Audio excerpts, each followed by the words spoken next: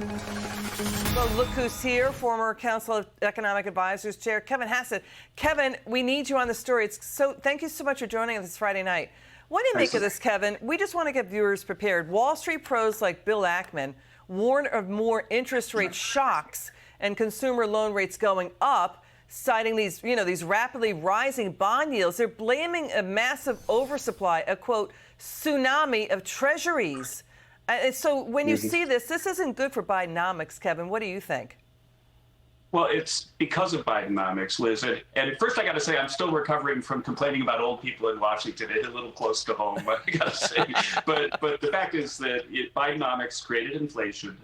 That if you go back to 2019, they said back then, Nancy Pelosi's budget, that we'd spend $5.3 trillion this year. They spent $6.3, a whole $1 trillion more than we thought just in 2019, and that's caused inflation. And the Fed is way behind the curve fighting inflation. We saw the latest August numbers, inflation's accelerating again, and the market started to adjust. I think that if you look at John Taylor's rule, which tells you what the interest rate ought to be if you want to fight inflation, it's between, depending on assumptions, 6 and 7% for the federal funds rate. So the federal funds rate has a lot of ways to go. And what that means is that 10-year treasuries and mortgages are going to go up too. I would expect that people should think about treasury rates being in the 5 to 6 range and mortgage rates being in the 8 to 9 range. So Kevin, what's interesting, what do you make of this? I mean, we keep hearing from Wall Street that China and other foreign nations, historically, they're major buyers of U.S. debt, but they are now selling. Is that true? Yeah, that's correct. But just remember, though, that who's buying and who's selling is something that some people obsess over, but it doesn't have a huge effect on the market clearing price, because if somebody buys, they're like, they bid a penny more than the other guy. And the Chinese are really, really in trouble. They're in recession. They're literally on the state media talking about a stimulus for the first time ever, right? Because they're always in denial about any bad news because they want to say that the dictator's doing great. And so China is raising money by selling treasuries, but there are other people that are stepping in and buying them, including a lot of pension funds, insurance companies, and American investors, because finally, if you've got money in the bank, you can turn it into, an interest payment and income, something that you couldn't do a few years ago. So the Conference Board Leading Economic Index, it's going down for 18 straight months. The blue chip economic indicators, that's a monthly survey of top business economists. So this is really serious. We want to get a handle on what's going on with Bidenomics and what's going on with the U.S. economy, because this is rattling and ruining the president's approval ratings. It's now at 39%. The Fed raising rates they're saying that the Fed raising rates to stop inflation, these blue chip economists, Kevin, they're saying that's not what's the issue here with inflation. It's the supply chain, it's energy prices, and more. What do you think of that?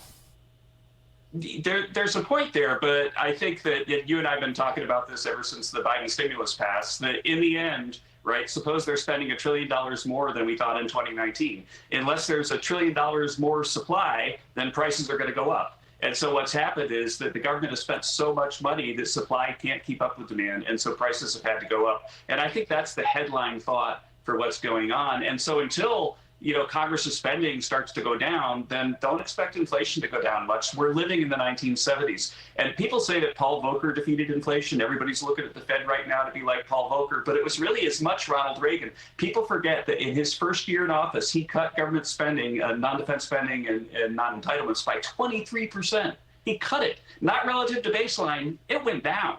And that's really what helped cause inflation to go down. Yeah, that was the peacetime dividend, right, that he was working on, too, to do those cuts. So, we've got Buckingham Strategic Wealth, right? They say that at the end of 2021, people are worried about the Federal Reserve not having a handle on its forecast. Kevin, what do you think of this?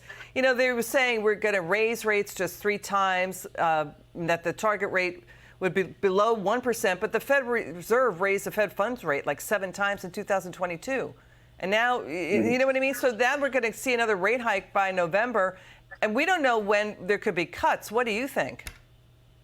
Right. Well, right now the market thinks that next year there are going to be 2 cuts, but I'm telling you they're not going to happen. And they think that we're going to raise another 1 or 2 times this year, and I think they will, but they'll have to raise next year too, because until you get to the Taylor range of 6 to 7%, then inflation's not really going to go down. The bottom line, though, is that I wrote an article at National Review about a year ago where I said the Fed should stop publishing their forecasts because their forecasts just undermine confidence in the Fed. They've been so wrong.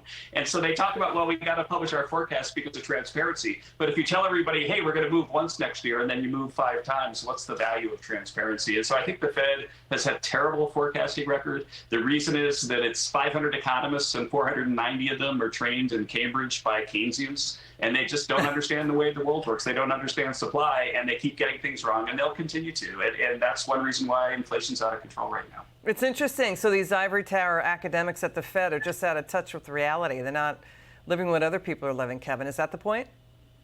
It's exactly the point. And you'll remember I used to have to go over to the Fed and have lunch with Janet Yellen and the Fed governors when I was the chairman of the Council of Economic Advisors. And don't forget that they hiked rates after our tax cuts, which were supply-side tax cuts, because they don't understand the difference between supply and demand. And so if you have a supply-side tax cut, supply goes up, prices go down, right? But they didn't understand that. And that kind of misconception means that the Fed isn't right now fighting all the Keynesian policies of the Democrats, right? So Alan Greenspan would have said, hey, you can't spend $1 trillion more. It's going to cause inflation. And that's what the Fed should be doing, but it's kind of a partisan staff, and they're not telling Jay what he needs to know in order to fight inflation, really. They're just saying, hey, we'll hike rates. That'll take care of it, but it will. Wild times we're living in. Kevin Hassett, thanks for joining us tonight.